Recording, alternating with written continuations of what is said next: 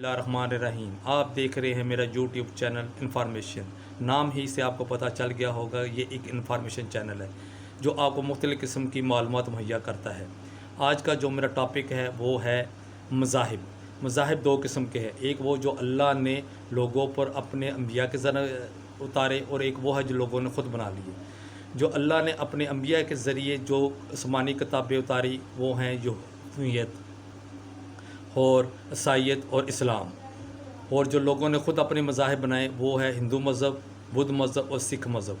मेरा कोई ख़ास नज़रिया नहीं है कि मैं किसी भी मज़हब के मुतल्लिक़ कोई ख़ास नज़रिया रखते हुए बात करूं। मेरा सिर्फ मकसद है कि आपको इन्फॉर्मेशन दे सकूं। तो आज का जो मेरा टॉपिक है वो है सिख मज़हब, और मैं आपको बताने की कोशिश करूँगा इसके पहले रूहानी पेशवा कौन थे और उनकी ज़िंदगी कैसे गुजरी। तो मैं आपको बताता चलूँ कि ये जो सिख मज़हब है ये इतना पुराना मज़हब नहीं, इसकी जो शुरुआत हुई है वो 1600 सदी में हुई है।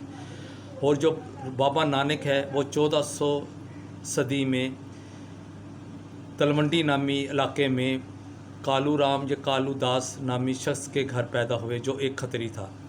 आपकी पैदाइश से पहले एक साधु ने कालू राम या कालू दास को ये बताया कि आपके घर जो बेटा पैदा होगा वह दुनिया में बहुत मशहूर होगा। जैसे आपकी पैदाइश के बाद जैसे नॉर्मल बच्चे ज़िंदगी गुजारते हैं, तो आपने भी अपनी 7 साल नॉर्मल ज़िंदगी ऐसे ही गुजारी। इसके बाद आपको दुनियावी तालीम हासिल करने के लिए सैयद हसन के पास भेजा गया, जिसने आपको कुछ अरबी और फ़ारसी की किताबें पढ़ाई। और उसके बाद आपने इसमें दिलचस्पी लेते इस्लाम के मतलब ख़ुद अपने तौर से इसमें मुख्तलिफ़ किताबें आपने पढ़ी। और जैसे कि बचपन ही में आपके वालिद ने आपको ज़मीनों और जानवरों की देखभाल पर लगा दिया, लेकिन आपको इस काम से कोई दिलचस्पी नहीं थी और आपने अपने वालिद को साफ कह दिया कि ये काम मैं नहीं कर सकता। इसके बाद आपके वालिद ने आपको एक परचून की दुकान खोल दी, लेकिन शुरू से आप एक हसास तबीयत के शख्स थे, तो आपने लोगों की ज़रूरत पूरी करने के लिए वो तमाम जो दुकान थी वो लोगों में बांट दी। इसके बाद आपके वालिद चूँकि एक तजारत करते थे, इसलिए आपको तजारत के रमूज़ बताने के लिए कुछ रकम दी कि जाओ बेटा जाकर नमक ख़रीदो और इस रकम से तजारत करो। तो आप घर से उस रकम को लेकर तजारत करने के लिए नमक ख़रीदने गए, तो एक मुकाम पर आपने मुफलिस और फ़कीरों और फुल्कल हाल लोगों को देखा, तो सारी रकम उनमें बांट दी। जब आप घर आए तो आपके वालिद ने आपको कहा कि मैंने तो तुम्हें नमक लेने भेजा था, तो वो नमक तुम लेकर नहीं आए। तो आपने कहा मैंने वहाँ कुछ फ़कीराना हालत में लोगों को देखा, तो वो सारी रकम उन्होंने बांट दी। तो आपके वालिद ने कहा कि बेटा तुमने ये बहुत घाटे का सौदा किया। तो आपके वालिद ने आपको कहा कि ये घाटे का सौदा, लेकिन आपने कहा कि ये घाटे का सौदा नहीं, ये एक सच्चा सौदा है, और ये मुझे पता है ये एक सच्चा सौदा है और मेरे दिल को इससे तसल्ली हुई है। इसके मुकाम को आज सच्चा सौदा के नाम से पुकारा जाता है, जो फ़र्रुखाबाद में है, और ये एक सिखों का मजहबी मुकाम भी है। इसके बाद आपके वालिद ने आपको खतरी नामी शख्स था, उसकी बेटी सिखनी से आपकी शादी कर दी। शादी करने के बाद आप कुछ अर्सा सुल्तानपुर में काम किया और वहाँ एक लंगर खाने में काम करते रहे। इसके बाद सुल्तानपुर ही में आपने दौलत खान नामी शख्स के घर मुलाजमत अख्तियार की, और आप उनके घरों के जो अमूर खाना थे और चीज़ें थी जो आती थी उनकी देखभाल करते थे। जो पुराने नौकर थे वो आपसे हासद थे, उन्होंने आप पर गबन का इल्ज़ाम लगा कर आपको नौकरी से निकाल दिया। आप सुल्तानपुर ही में कुछ अर्सा क़याम करते रहे और वहाँ आपके 2 बेटे पैदा हुए।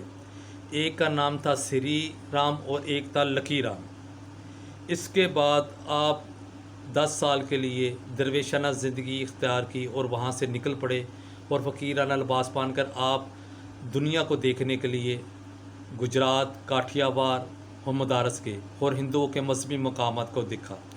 वहाँ भी आपको सुकून ना मिला, तो आप वहाँ से अफ़गानिस्तान चले गए, अफ़गानिस्तान से होते हुए ईरान, ईरान से इराक़, इराक़ से शाम, फिर अरब ममालिक में चले गए, और अरब की सरज़मीन पर जाकर आपने मक्का और मदीना का रुख किया।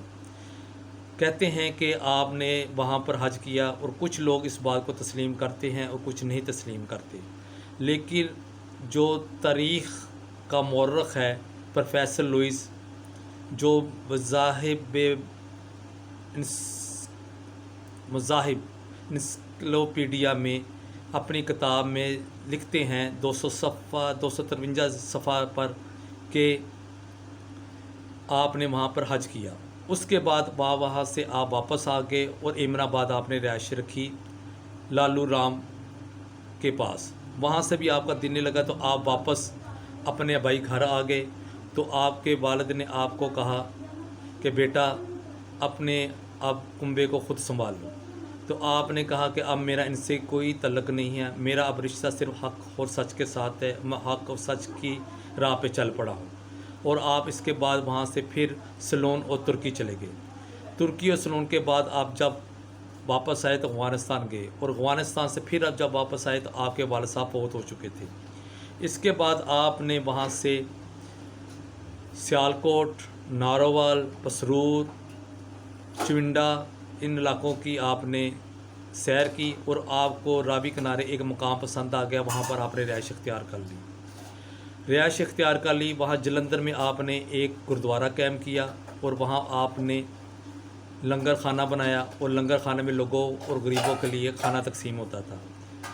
وہیں پہ آپ نے 15 سال اپنی زندگی گزاری، اور 22 ستمبر 1529 میں آپ نے وہاں پہ وفات پا گئی۔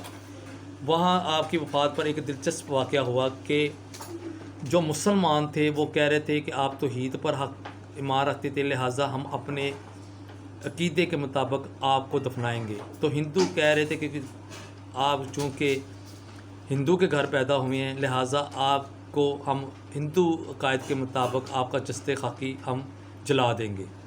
یہاں پر آپ دونوں گروہوں میں خاصی تلخی ہو گئی، تو کچھ لوگوں نے یہ سجیشن دی کہ آپ کی میت کو راوی سپرد کر دیا جائے اور پانی میں بہا دیا جائے۔